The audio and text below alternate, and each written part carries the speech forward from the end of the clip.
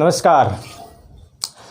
कल हमने उससे पहले जो वीडियो अपलोड किए थे MLM स्टडी पॉइंट पर, वो भारतीय इतिहास यानी कि RBSE राजस्थान माध्यमिक शिक्षा बोर्ड के द्वारा कक्षा 12वीं के इतिहास विषय का भारत का वैभवपूर्ण अतीत, उसका पहला पार्ट अपलोड कर दिया था और उसका दूसरा पार्ट है वो आज हम पढ़ने वाले हैं।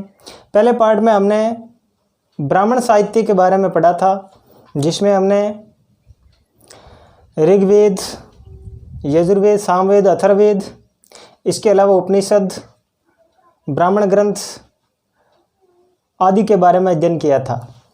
तो भारतीय इतिहास को जानने के हम साहित्यिक स्रोत पढ़ रहे हैं।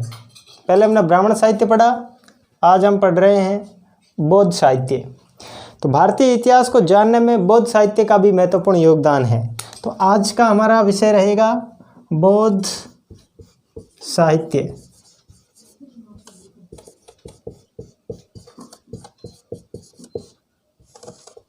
अब बौद्ध साहित्य में ऐसे कौन कौन से ग्रंथ हैं जो भारतीय इतिहास को जानने में महत्वपूर्ण स्रोत हैं। तो देखिएगा, बौद्ध साहित्य यानी कि भारतीय इतिहास को जानने में बौद्ध साहित्य में महत्वपूर्ण ग्रंथ है त्रिपिटक। त्रिपिटक महत्वपूर्ण ग्रंथ है। त्रिपिटक के अंतर्गत, पिटक का अर्थ होता है टोकरी, जिसमें हम सुत्त पिटक,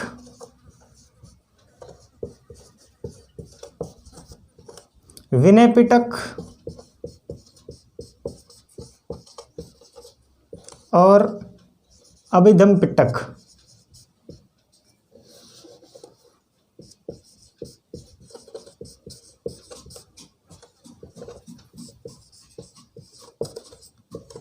पिटक के बारे में। अब देखिएगा, थोड़ा इनके बारे में समझ लेते हैं कि क्या है सुत्त पिटक, क्या विनय पिटक है और क्या अभिधम पिटक है। तो सुत्त पिटक की रचना करने वाले थे आनंद, बुद्ध के प्रमुख शिष्य आनंद ने इनकी रचना की थी। और इसमें जो विषय है प्रमुख, वो विषय है बौद्ध धर्म के, इनके भगवान महात्मा बुद्ध की शिक्षा व उपदेश, इससे संबंधित सुत्त पिटक से। विनय पिटक में बौद्ध धर्म के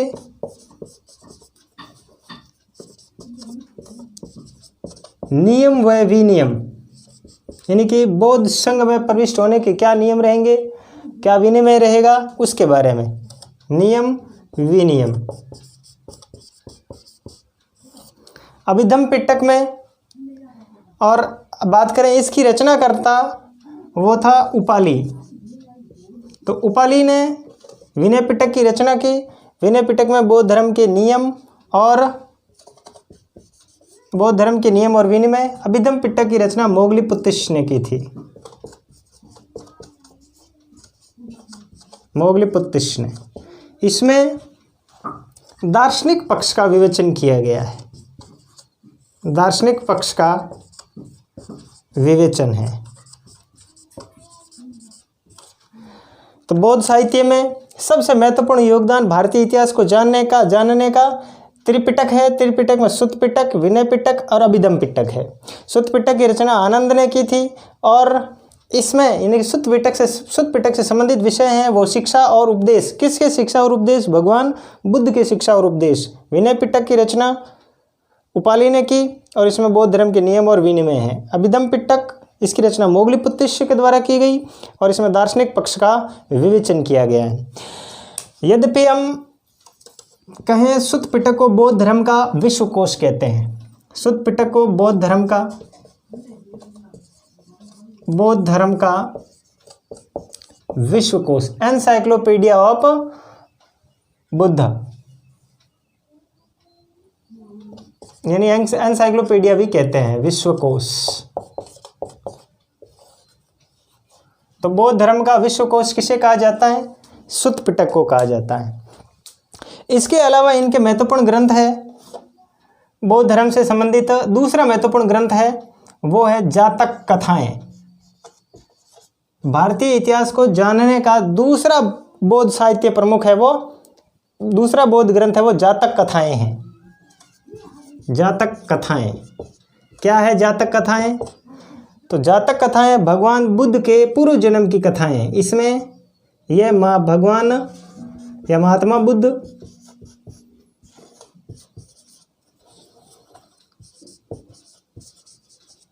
के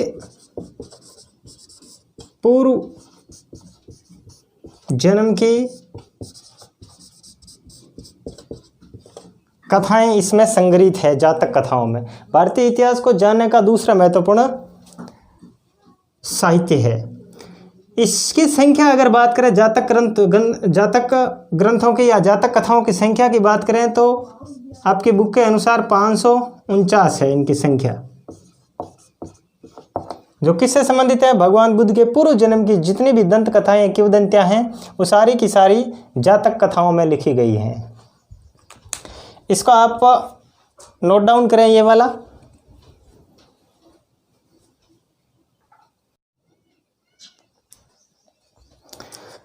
इसके अलावा भारतीय इतिहास को जानने में हमने 2 ग्रंथों के बारे में अध्ययन किया। तो त्रिपिटक, सुत्त पिटक, विनय पिटक और अभिधम पिटक। उसके बाद में हमने अध्ययन किया था जातक कथाएं, जो भगवान बुद्ध के पूर्व जन्म की कथाएं। इसके अलावा हम बात करें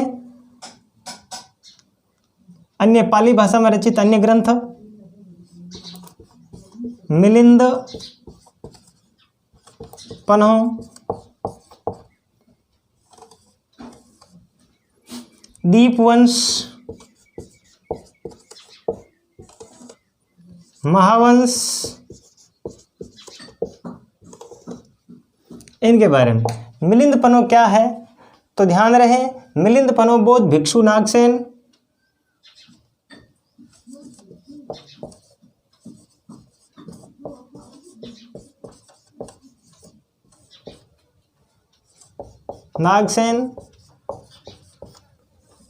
व यूनानी दार्शनिक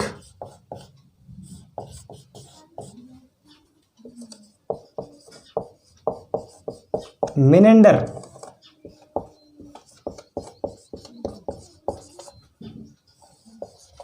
के मध्य वार्ताओं का संग्रह।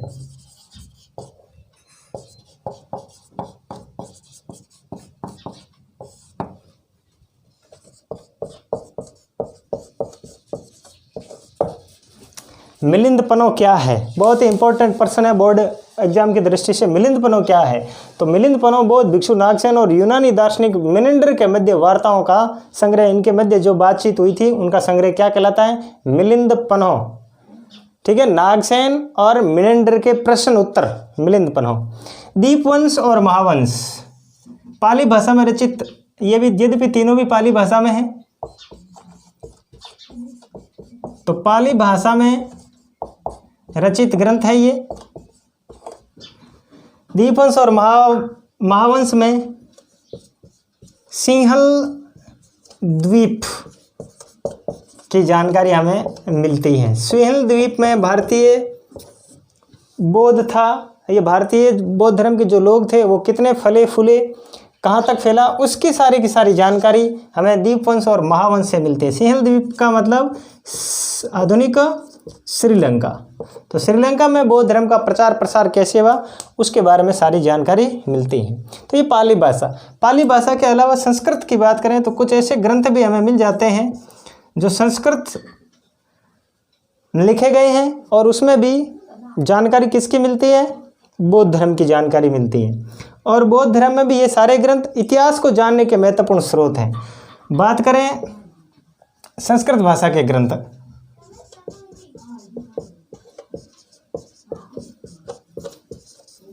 वो पहला है महावस्तु, फिर है ललित विस्तार,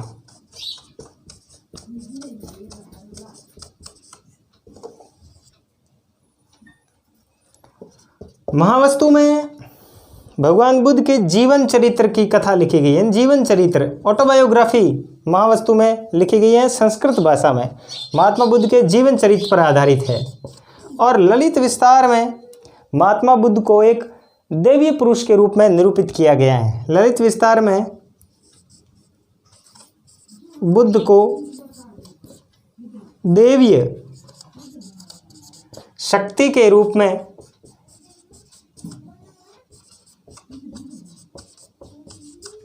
निरूपित किया गया है।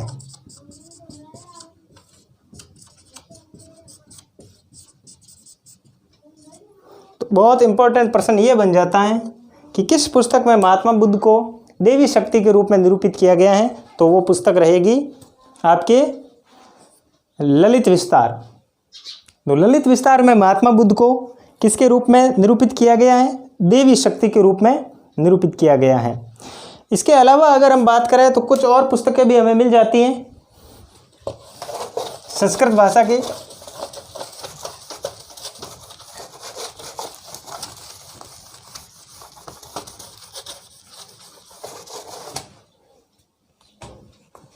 मंजूश्री मूलकल्प,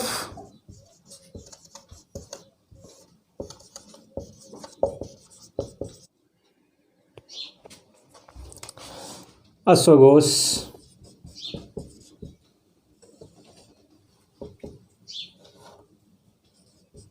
रचित बुद्धचरित व सोदरानंद।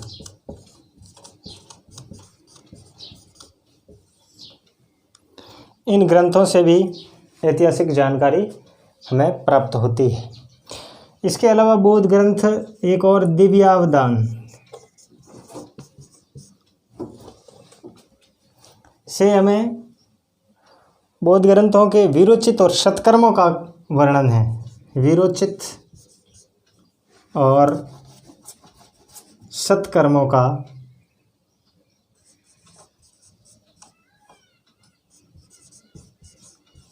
वे सत्कर्मों का वर्णन है। वीरोचित और सत्कर्म ऐसे कार्यों का वर्णन दिव्यावदान में किया गया है। इसके अलावा हम बात करें तो इन बौद्ध ग्रंथ अभी हमने सब पढ़े हैं। अश्वघोष के पढ़े 2 ग्रंथ, दिव्यावदान पढ़ा, मंजूश्री मूलकल्प पढ़ा, दीपवंश, महावंश, मिलिंदपनो, ये सारे पढ़े हैं। इन सभी ग्रंथों का भारत के अलावा और दूसरे देशों में भी अनुवाद हुआ है। जैसे बात करें तो भारत के अलावा ये ग्रंथ श्रीलंका, जापान, बर्मा और चीन में इन भारतीय बौद्ध ग्रंथों का अनुवाद किया गया था। आज की क्लास में बस इतना ही। नेक्स्ट वीडियो में हम पढ़ेंगे जैन ग्रंथों के बारे में, जो भारतीय इतिहास को जानने के महत्वपूर्ण स्रोत है। नमस्कार।